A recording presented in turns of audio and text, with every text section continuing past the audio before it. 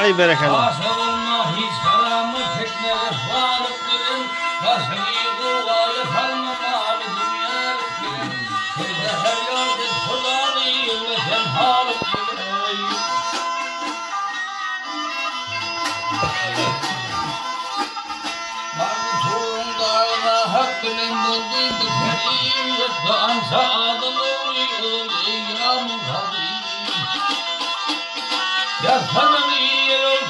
Senseti parçakıyım, ağlamamı ağlayan kendarım, bastabır yerim, başını yuvaya sanmamanı dünyalık biley.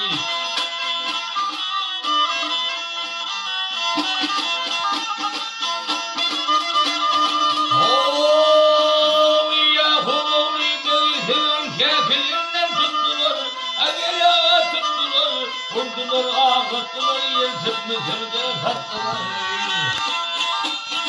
Kolayını bağlayıp Yunus'u derya attılar.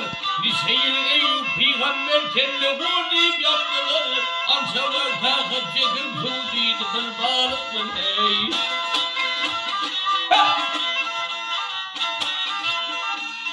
Kendi çıkmal samuli yamallığın unutmadım.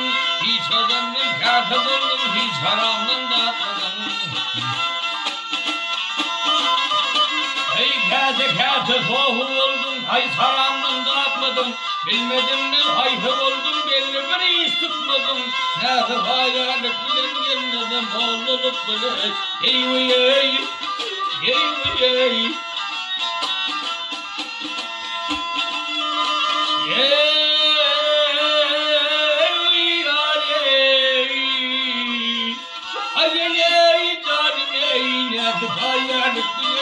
Dedim oğluluk bile, yey yey, yey yey.